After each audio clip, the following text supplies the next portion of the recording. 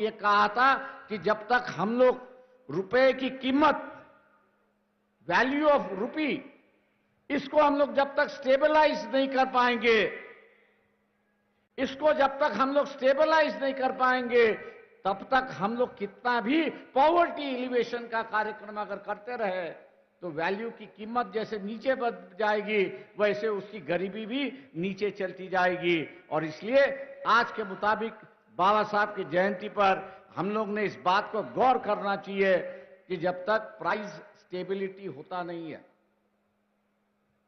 आज मैं दुकान में जाऊं तो ग्लूकोज का बिस्किट मुझे 5 रुपए में मिलता है, एक साल के बाद जाऊं तो वही मुझे 7 रुपए में मिलता है, 2 रुपया बढ़ गया है। ये जो 2 रुपया बढ़ता है वो गरीबों को काफी बड़ी चोट पहुंचाता है, ऐसी एक परिस्थिति है। और इसलिए रुपए की जो वैल्यू है उसको स्टेबलाइज करना जरूरी है, ऐसा मैं मान के चलता हूं।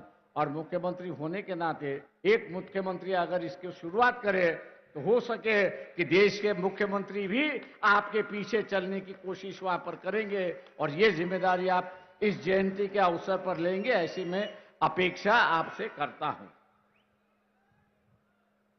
2 आखिरी बात है,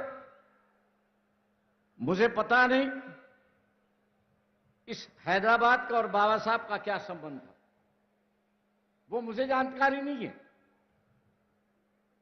लेकिन कॉन्स्टिट्यूएंट असेंबली के डिबेट्स में जब पढ़ रहा था और भारत के सिक्योरिटी का सवाल जब आया,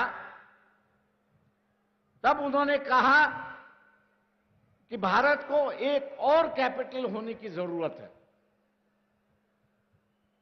एक और कैपिटल होने की जरूरत है। और जब उनसे पूछा गया कि दूसरा कैपिटल कहां होना चाहिए, तब उन्होंने हैदराबाद सिटी का नाम लेके कहा कि सेकंड कैपिटल जो है वह हैदराबाद में होना चाहिए, क्योंकि पाकिस्तान के बॉर्डर से दिल्ली जो है वो 300 किलोमीटर, चाइना की बॉर्डर से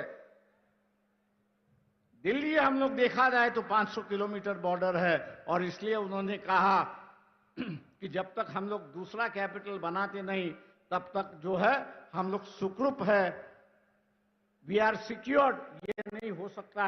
और इसलिए उन्होंने जो है वो हैदराबाद को सेकंड कैपिटल होने की मांग की थी, उस वक्त पूरी नहीं हुई। शायद मेरे ख्याल से तेलंगाना दोबारा इसको मांग करेगा तो सेकंड कैपिटल ऑफ इंडिया जो है वो हैदराबाद यहां पर बन सकता है, ऐसी एक परिस्थिति है। मैं एक आखिरी सवाल यहां पे कहूंगा, क्योंकि यह सबसे बड़ा इशू बन चुका है कि जिस पर राजनीतिक रोटियां सेकी जा रही है, और वो ये है कि इस देश को धार्मिकता में हम लोग परिवर्तन करना चाहते हैं। इस देश को जो है हम लोग धार्मिकता में परिवर्तन करना चाहते हैं। 1938 में ही बाबा साहब ने किताब लिखी थी जिसका नाम था थॉट्स ऑन पाकिस्तान, जिसका नाम था थॉट्स ऑन पाकिस्तान। आज दोबारा पढ़ लीजिए। उस वक्त की जो राजनीति चल रही थी वो यही थी कि हिंदुओं की जो शेंडी होती है, चोट होती है, वो मुसलमानों के हाथ में थी, और मुसलमानों की दाढ़ी जो थी वो हिंदू के हाथ में थी। उन्होंने कहा ये राजनीति नहीं चल सकती, उन्होंने कहा ये राजनीति नहीं चल सकती, दोनों अलग अलग है। और इसलिए उस वक्त उन्होंने बंटवारे की बात कही और कहा कि जो मुस्लिम इलाका है उसको एक नया नेशन होना चाहिए, और यहां जो हिंदू है उनके लिए अलग देश होना चाहिए, और भारत उसका वो देश होना चाहिए। ये 1938 में ही बाबा साहब ने उसको शुरुआत की। बंटवारा भी उसी तरह से हुआ, बंटवारा उसी तरह से हुआ। मेजॉरिटी लिविंग मुस्लिम जो है वो पाकिस्तान बन चुके, हिंदू मेजॉरिटी जो था वो भारत यहां पर बन गया। ये जो राजनीतिक रोटियां सेकने की जो राजनीति चली है, उससे मेरे ख्याल से हम लोग को बचना होगा। उससे हम लोग को बचना होगा कि जब भैया बंटवारे के साथ साथ इस देश में रहने वाले हिंदू उनके लिए एक राष्ट्र बन चुका है, तो नया राष्ट्र की कहां की चर्चा आप शुरुआत करते हैं? ये तो गुमराह की बात है, धर्म की राजनीति की बात है। और जो बाबा साहब ने चेतावनी दी थी कि जिस दिन इस देश में धर्म और जात की राजनीति शुरुआत होगी,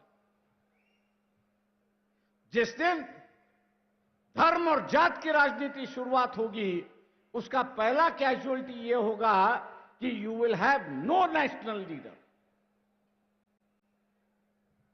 उसकी कैजुअलिटी यह होगी कि आपके पास कोई नेशनल लीडर नहीं होगा। आज मैं मान के चलता हूं कि इस देश में कोई नेशनल लीडर नहीं। मुझे लोग पूछते हैं कि यहां आखिरी नेशनल लीडर कौन है। मैं एक ही कहता हूं कि जो अपने पार्टी के खिलाफ जाने की हिम्मत रखता था, अटल बिहारी वाजपेयी अपने पार्टी को भी सुनाता था